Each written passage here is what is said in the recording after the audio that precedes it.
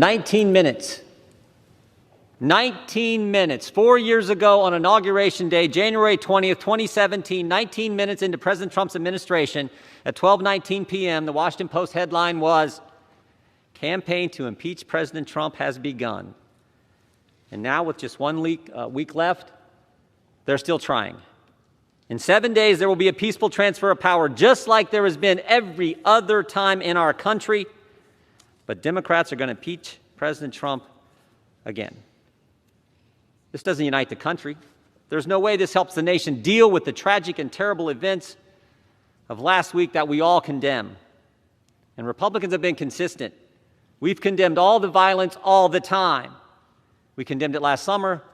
We condemned it last week. We should be focused on bringing the nation together. Instead, Democrats are going to impeach the president for a second time 1 week before he leaves office. Why? Why? Politics and the fact that they want to cancel the president. The president who cut taxes, the president who reduced regulations, the president prior to COVID had the greatest economy, lowest unemployment in 50 years, the president who got us out of the Iran deal, put the embassy in Jerusalem, brought hostages home from North Korea, put 3 great justices on the Supreme Court, gave us a new NAFTA agreement, the Abraham Accords, the COVID vaccine, and who built the wall. It's about politics. This is about getting the President of the United States. They spied on his campaign before he was elected. 19 minutes into his presidency, they started the impeachment push. 3-year Mueller investigation, 19 lawyers, 40 agents, 500 witnesses, 2,500 subpoenas, $40 million to find nothing. Impeachment round 1 based on an anonymous whistleblower with no firsthand knowledge who was biased against the president and who worked for Joe Biden. And now it's impeachment round 2. It's always been about getting the president no matter what. It's an obsession that is now broadened. It's not just about impeachment anymore, it's about canceling, as I've said. Canceling the president and anyone that disagrees with them. Democrats can object on January 6, 2017, but Republicans aren't allowed to object on January 6, 2021. Democrats say Antifa is a myth. Republicans condemn all violence all the time.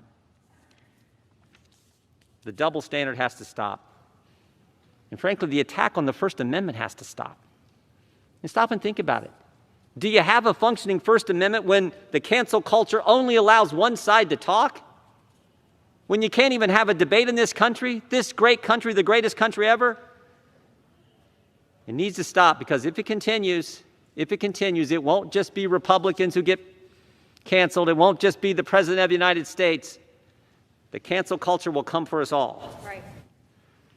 America's a great country, the greatest country ever. It seems to me that we need to think about how great the people of this nation really are. Think about what we've accomplished in the past and begin to come together as leaders who represent so many great folks across our districts. Think about this. Think about this. In 1903, in Kitty Hawk, North Carolina, 2 guys fly this thing they called a plane 100 feet. Barely got off the ground. Barely got off the ground. Amazing thing. 44 years later, Chuck Yeager breaks the sound barrier. In 44 years, we go from 2 guys flying a contraption they called a plane a few hundred feet to Chuck Yeager breaking the sound barrier. And 22 years after that, another American steps on the moon. Think about it. In one lifetime, in 66 years, 2 guys flying 100 feet to putting a man on the moon. That's what this country is capable of. That's what we can do. And we, as the Congress who represent the people who did that, should start leading. Should start understanding what really is going on here. So I hope we defeat this. I hope we can begin to come together and recognize the greatness of the American people and focus on the things they want us to focus on.